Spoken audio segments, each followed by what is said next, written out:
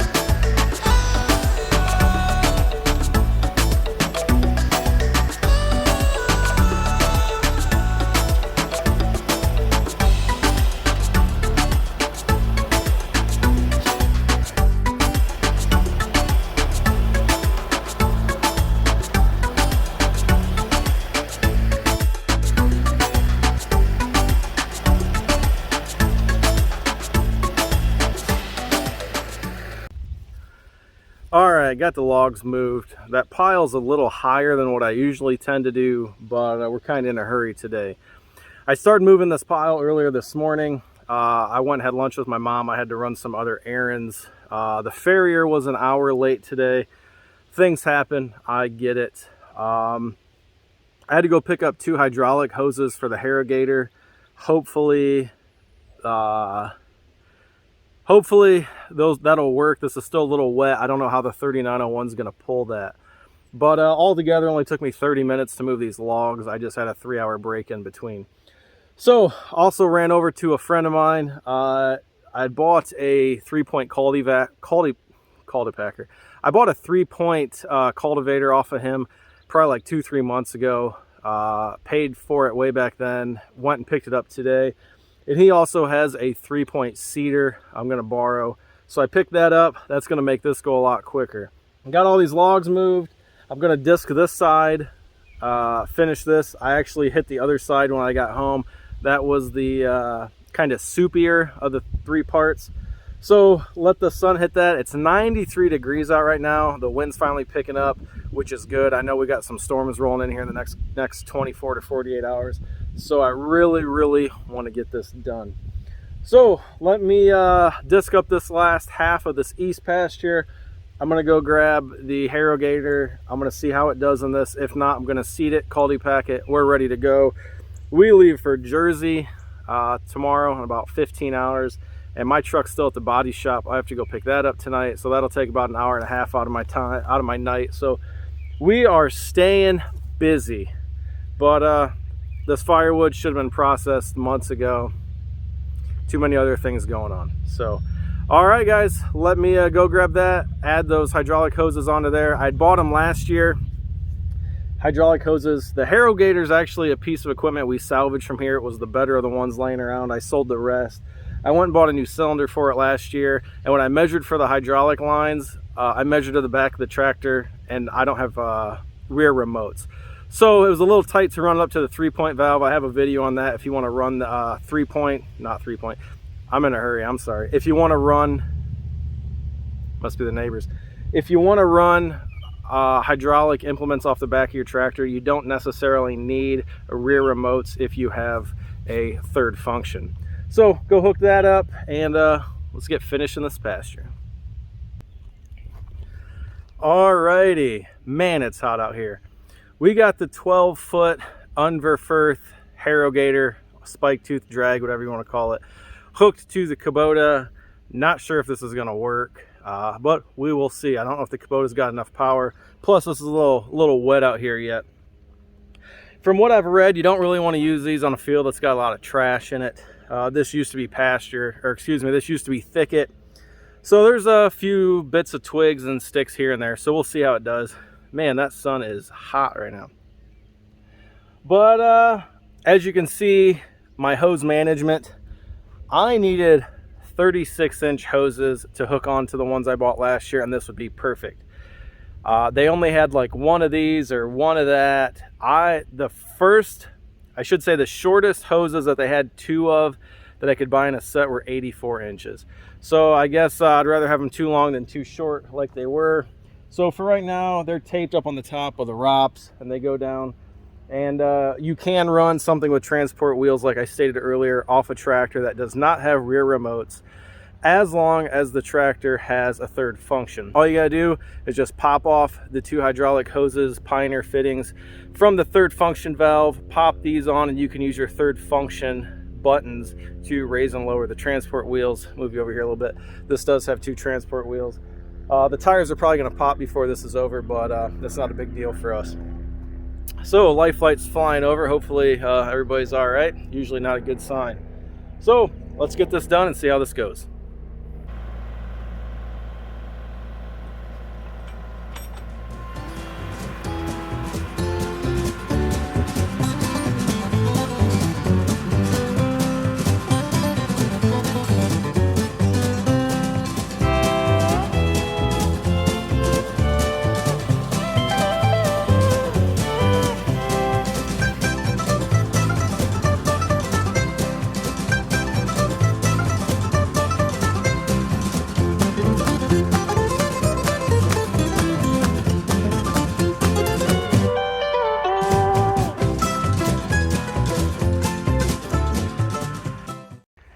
All right, let's go over here for a walk real quick. This is what I dissed earlier today. Pretty big chunks. Same over there. With this spike tooth drag or harrowgate or whatever you want to call it, I did one pass kind of like an L shape. This had a lot of trash in it, so I would start over here, I'd swing down, or actually I'd start right here, I'd go down, I'd make the turn, and I'd drop everything in the corner. I'd pick the transport wheels, actually put the transport wheels down, pick the unit up, and drop all that stuff. And then I did another round with it. Started to. This is the second pass right here. Never in a million years did I think this old overgrown thicket would look this nice. Nice soft soil. The tractor's pulling it fine. You get a little too deep or you get too much crud picked up in front, you'll know it. But let me show you right back here. Look at the seed bed this thing is putting down. Absolutely fantastic. For probably a 60-year-old piece of equipment that I dug out of the woods that was basically left there to rot and die. A couple $100 and some hydraulic, half-inch hydraulic hoses and a cylinder, and we are good to go. I'm just really impressed with the way this is turning out, and now that it's all smooth, looks a lot larger than what I thought it was going to be. So this is basically a third of our horse pasture. You know, we might actually get this project done tonight. This was my main goal today, but getting ready to leave for a trip tomorrow. It's already 7:15 and I still haven't gone and picked my truck up from the body shop yet. Finally broke down and put on t-shirt number 2 for the day. I was just covered in grease, hydraulic fluid, and a lot of sweat, so couldn't stand it any longer. Ran in the house, grabbed a quick bite to eat. This is the seed we are using. This is by the Cisco Companies, Indianapolis, Indiana. This is their Champion Pasture Mix under their Pasture Perfect brand. So the guys at the local co-op really like this, and they said they've had a lot of good luck with it. It's not the cheapest one out there. I'm sure it's not the most expensive. But let's see here. Got some perennial rye in it. Got some Festoleum, some charred grass, some orchard grass, brome grass, probably saying that wrong, perennial ryegrass, some timothy, and some good old Kentucky bluegrass. So we are going to throw this in the seeder. Big thank you to my buddy Andy Hershey. This is his. We do have a hand seeder, but I'm not going to be doing 50 pounds of that. This is what they call for, is 50 pounds an acre. We're not doing this middle section, so I'm hoping an acre is enough. I'm going to go ahead and get the seeder set up.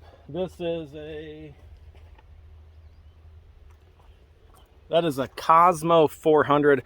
I've never used a PTO seeder before, so got it hooked up, no problem. It's nice that it's not heavy. I'm going to go on the other side, look up. It's got a whole chart. We'll get the settings going. We'll get the seed in here, get the seed put out. I'm probably just going to hook both Caldy packers together to hurry up and just get this done. And I got to go pick my truck up. All right, here is the pasture mix seed. It's like typical grass seed pretty much.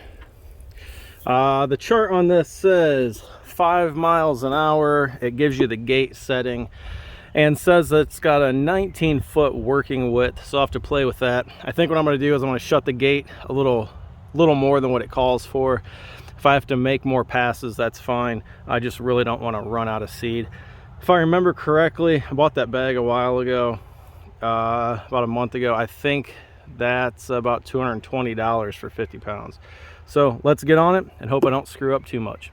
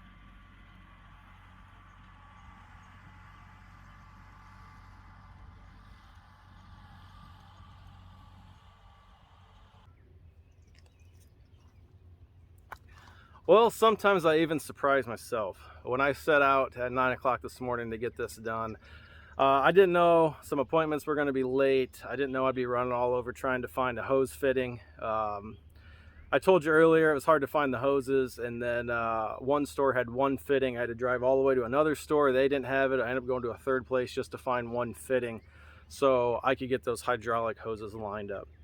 But got this seated, and this is the last piece that I'm going to run the Packers over. I already did the far side. Like I said earlier, that's kind of the soupier of the two sides. So there was a little buildup on the Caldy Packers. Took it down the driveway. My wife's going to love that I threw mud all over the driveway. But there's no sense putting all that money into seed and then having the wet Caldy Packer wheels pick it up.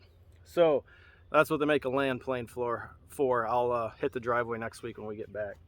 So thank you guys for watching. Hopefully this is an enjoyable video to watch.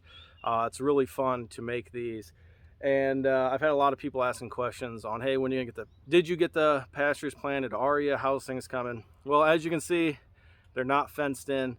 That's a whole nother fiasco. Watch my last video on that. We do have 36 posts in, but we weren't planning on having to add an 80-pound bag of concrete to each one of them, but the hydraulic driver didn't work.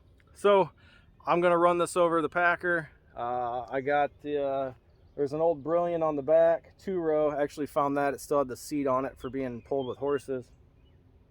My kiddo found that in my dad's barn. I'd lived in that house for 18 years and never knew that there was a Caldy Packer hidden in the barn. It was behind kind of a fake wall that when they added horse stalls 30 years ago, it was just kind of stuck back there. This Brilliant, I got a super deal on that. I think I paid 300 bucks. Around here, Caldy Packers are going for about 100 bucks a foot right now. That's a 10-footer. I've easily seen those going at auction for 1,000 to 1,200 bucks. So they're not the prettiest. Someday I hope I got a pole barn, and then the winter when it's slow, I can just take this stuff apart, kind of refurbish it. I like the new stuff, but I also like the old stuff. So that's gonna wrap this video up, guys. I'm gonna jump on here. I'm gonna get this done, and I'm heading out of here, and I still gotta drop off that 3-point seeder back to Andy. So thanks for watching, guys. Thanks for all the support you give us. And God willing, we're going on a trip this weekend, and we will catch you next week. Take care, everybody. Be safe.